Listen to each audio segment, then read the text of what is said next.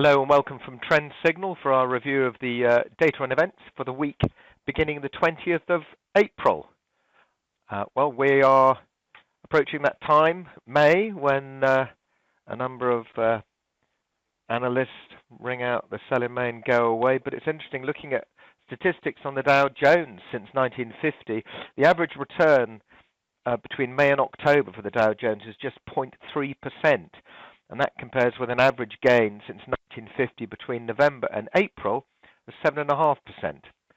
No wonder they say sell in May and go away.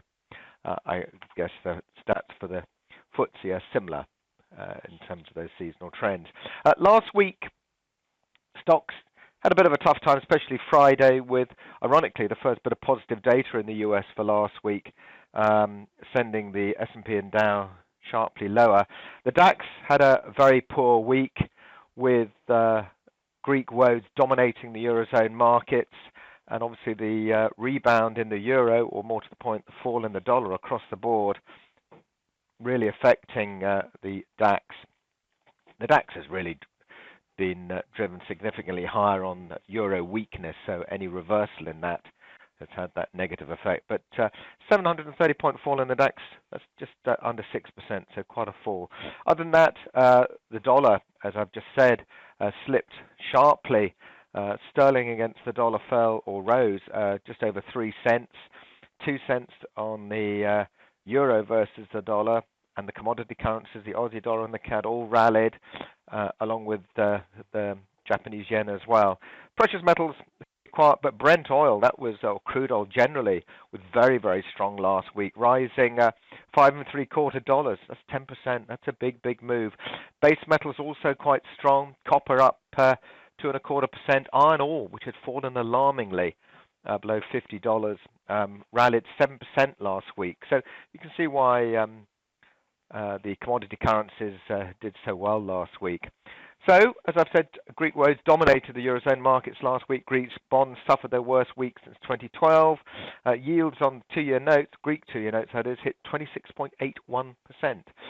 Yields on Italian, Spanish, Portuguese 10-year bonds all rose last Friday as traders priced in some effect on the peripheral Eurozone countries. German bonds, or those are the German bonds, continued to march towards negative territory, as indeed core bonds generally rallied ahead of the key meeting in Riga this week on Friday to discuss Greek proposals. This is the deputy finance ministers.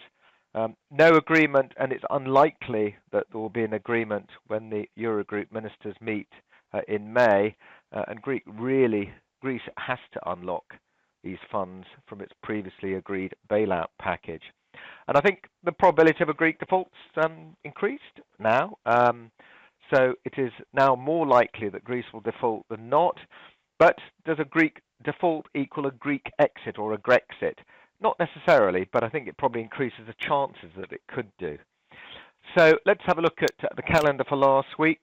Just before we do, just a quick review of those data points last week. We had some weaker than expected housing in the States and employment data, lower retail sales, jobless claims came in higher than expected, building permits came in worse than expected at 1.04 million. So the data really disappointed last week.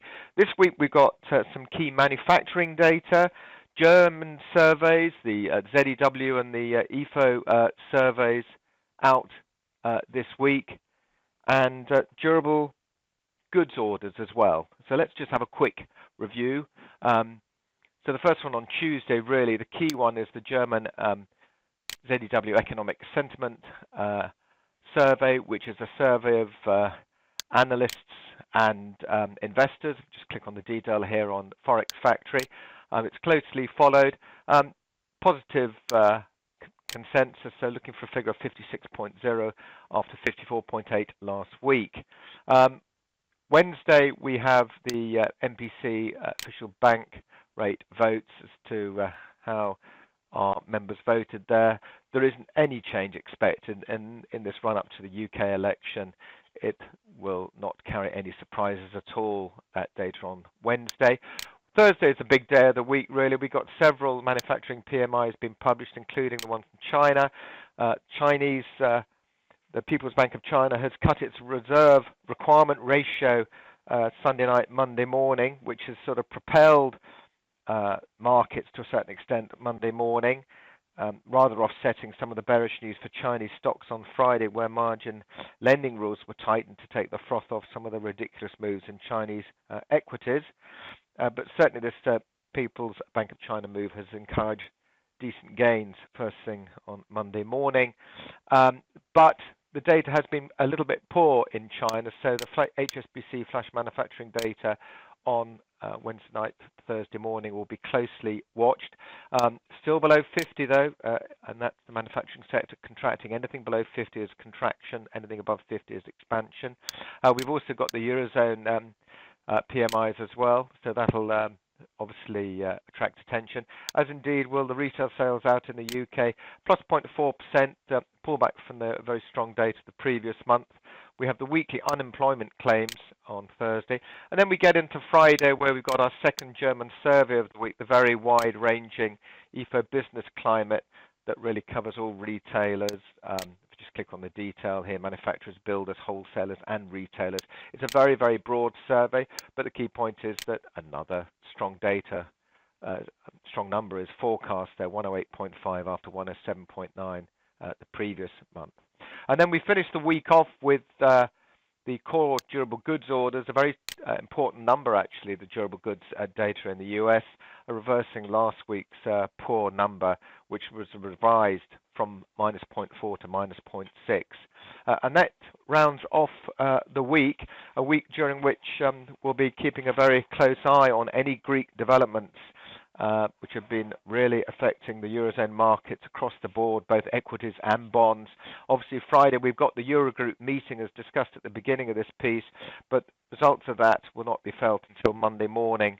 But we will get news and statements, etc., this week from any developments affecting the Greek woes, so that could affect the markets at any time.